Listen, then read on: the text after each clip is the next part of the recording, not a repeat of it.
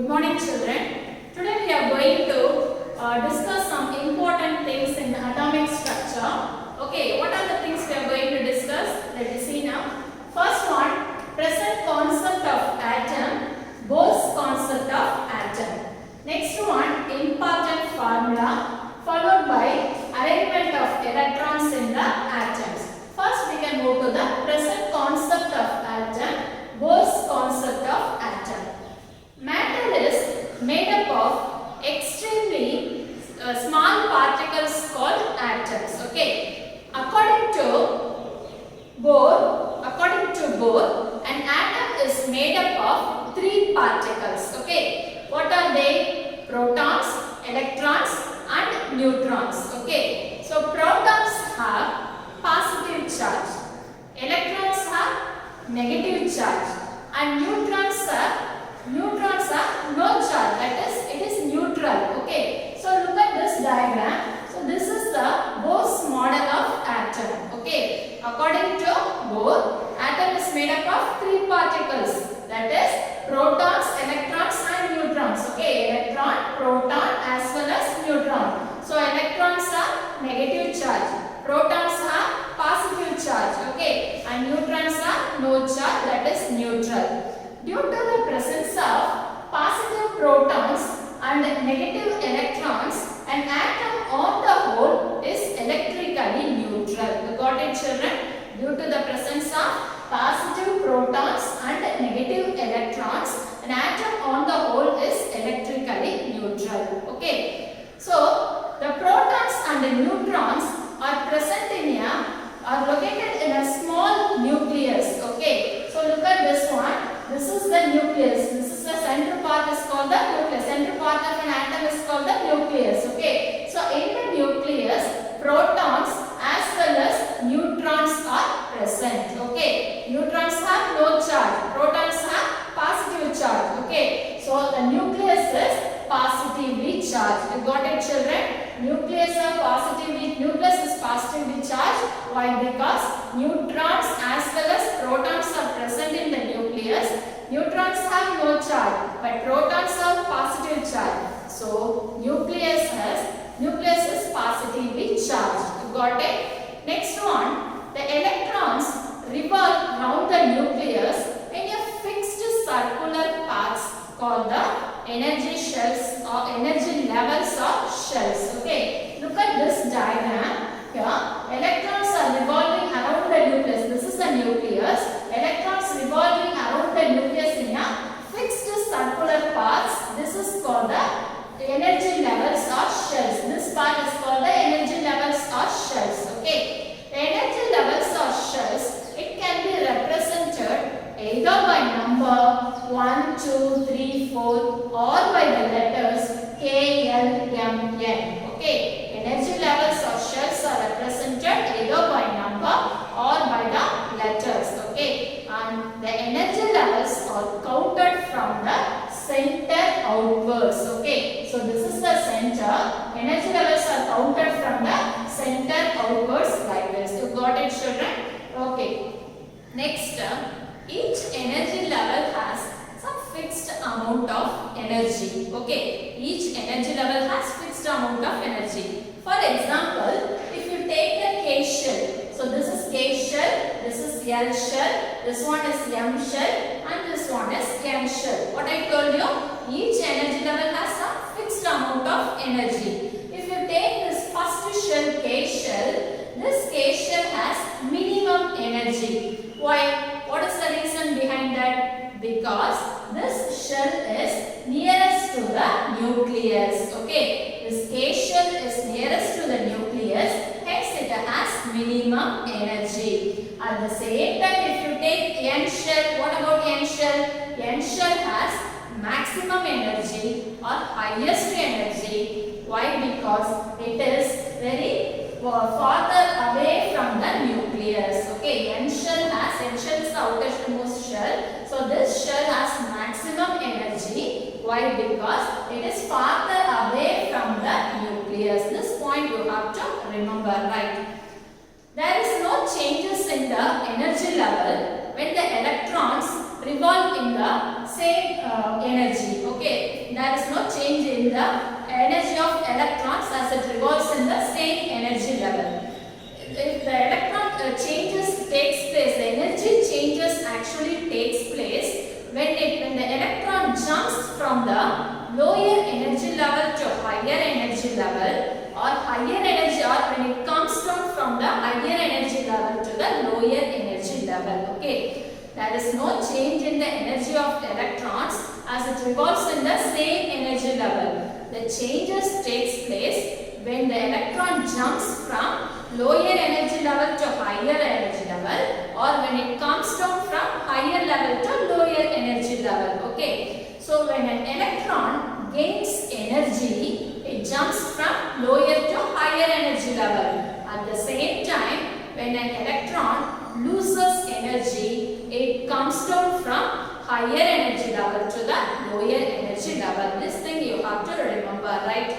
Next we can move to the important formula. Okay, first one, important formula. First one, Coulombic force.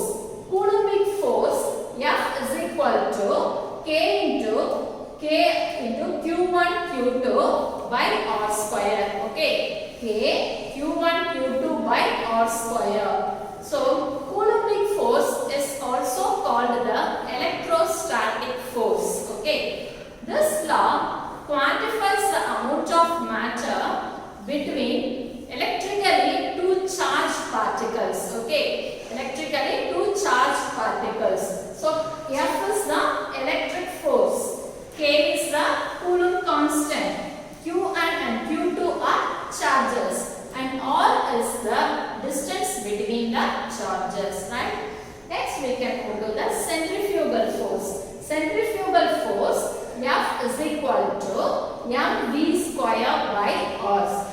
Okay, centrifugal force F is equal to mv square by R. Okay, so when a particle moves on a circular path, when it has the same magnitude and dimensions, as the force keeps the particle in the same circular path but points in the opposite direction, this is the centrifugal force. Okay, so centrifugal force F is equal to mv square by R. F is the force, m is the mass, v is the velocity, and R is nothing but the radius. Understood? Next we can move to angular momentum. L is equal to mvr. Okay, angular momentum means the quantity of rotation of a body which is the product of its angular velocity, which is the product of its moment of inertia and its angular velocity, right? So angular momentum is equal to mvr. Here m mentions the mass. Okay, v is the velocity and r is the radius. So these important formulas you should learn, children. These are all very important, right? Next we can move to the arrangement of electrons in the atoms. Okay, electrons are negatively charged, so they form a cloud of negative charges outside the nucleus. Okay, so electrons are, I told you, electrons are negatively charged, so they form a cloud of negative charges outside the nucleus. So in this, electrons can be classified into, it can be represented either by the number or by the letters. Okay, so electron shells, that is called the electron shells, or otherwise we can say energy level. Okay, so it can be represented either by number or by the letters K, L, M, N, or 1, 2, 3, 4 like that. Okay, so next one, this first energy, this is the this center part is called the nucleus, and first is the K shell, isn't it? So this is the first energy level, is the K shell. K shell is the first energy level, L shell is the second energy level, M shell is the third energy level, and N shell is the fourth energy level. Okay, and so on. Okay, and energy level, it can be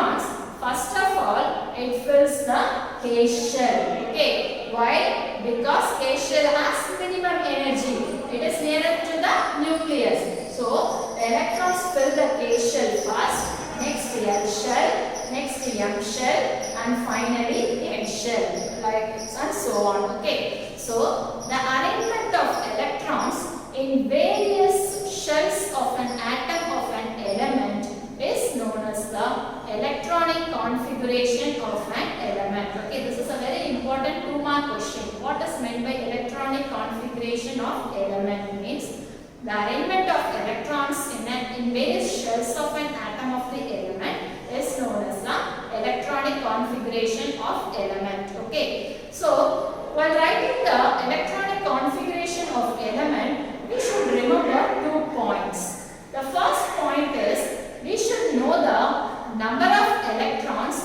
in one atom of the element. Okay. Then what is the second point? We should know the maximum number of electrons. Okay. We should know the maximum number of electrons that can be accommodated in different energy levels. So these 2 points we should remember. Okay. According to Bohr and Burry, the maximum number of electrons that can be accommodated in a particular energy level can be given by the formula 2n square. 2n square. This n represents the number of energy level. Okay. So look at this tabular column. Electron shell is given. Maximum capacity is also given. For K shell, maximum its rated capacity is 2 electrons. 2 electrons only can accommodate in the K shell. If you take the L shell, its maximum capacity is 8 electrons. And M shell, its maximum capacity is 18 electrons. And finally, for N shell, 32 electrons can be accommodated. This is the maximum capacity of electrons in an atom. Okay. So now let me calculate the first 4 energy levels of an atom by using the formula 2n square. Okay, first 4 energy levels is K shell, L shell, M shell and N shell. Okay, now we can take the n value is equal to 1, 2, 3, 4 and so on. But we are going to calculate for the first 4 energy level only. So by taking n value is equal to 1, we are going to calculate now. The formula is 2n square. N value is equal to 1. Okay, so we have to calculate 2 into what is the n value? N value is 1. 1 the whole square, isn't it? So 2 into 1 into 1 is equal to 1. So what is the answer? Answer is 2. So for K shell, maximum capacity is 2 electrons. Next we can move to the L shell. So now we can take 1 over. Next n value is equal to 2. Okay. So 2n square formula we are going to use. So 2 into what is the n value? N value is 2. So 2 by using the 2 square formula. So 2 into 2 square means what? 4. Isn't it? So 2 4s are 8. So next one for L shell, its maximum rated capacity is 8 electrons. Next we can move to the M shell. We can take the n value is equal to 3. Okay. So what's the formula? 2n square. So 2 into n value is 3. The whole square. That is equal to 3 into 3. What's the answer? 3 into 3? 9. So 2 9s are 18. So 18 electrons. Understood, children? Finally, we can move to the N shell. We can take n value is equal to 4 by using the formula 2n square. So 2 into what is the n value? N value is 4. 4 the whole square. That is equal to 4 4s are 16. So 2 into 16, what is the answer? 32. So in this manner, we have to calculate the energy level by using this formula 2n square. This is a very important 1-mark question. Okay. So this formula we have to use. Okay. And one more thing you have to remember while writing the electronic configuration, there are some points you should remember. Okay. What are they? First one, the maximum number of electrons. If the electron shell is the outermost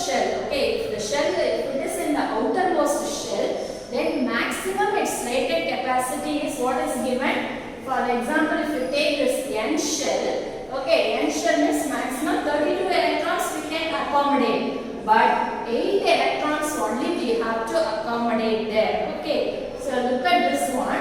This is a magnesium element. If you see this one, then how many shells are given? 1, 2, 3. Okay, this is the outermost orbit. The final circle is given now. This is called the outermost shell. Okay, outermost shell. This outermost shell we can accommodate only 8 electrons. But outermost shell n means we can accommodate 32 electrons, or otherwise 18 electrons we can accommodate. Why we are here we have to accommodate only 8 electrons apart from this 32 or 18? Because having 8 electrons in the outermost shell making the atom very stable, most stable. Okay, so more than 8 electrons we should not accommodate.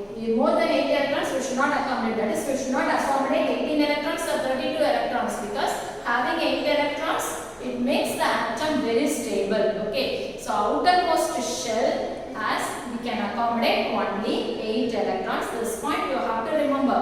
At the same time, one more thing, if K shell is the outermost shell, so this is the K shell. If K shell is the outermost shell, then you can accommodate only 2 electrons. Look at the table, what is given?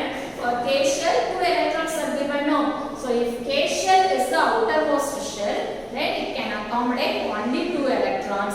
But this outermost shell, if it has a maximum rated capacity is 18 or 32, we should not accommodate those 32 electrons or 18 electrons. We have to accommodate only 8 electrons, because having 8 electrons in an atom, it makes the atom more stable. Having 8 electrons in the outermost shell, making the atom most stable. Okay, so while writing the electronic configuration of an element, we have to remember all these points. Got it, children? Understood? Okay. So look at this one. So this is the energy levels in an atom. The energy levels can be represented either by number or by the letters. Okay. So shells, this number, whatever alphabets are given now, K, L, M, N. So this is nothing but shells, and the numbers are given now. These are nothing but the energy level. Okay. And all the energy levels can be counted from the center outwards. This point also you should remember. One more important point what you have to remember. So K shell is the first shell. This shell has minimum energy because it is nearer to the nucleus. If you take the outermost shell, N shell, it has highest energy because it is farther away from the nucleus. That point also you should remember. Okay, and these things you should remember, and you just go through everything.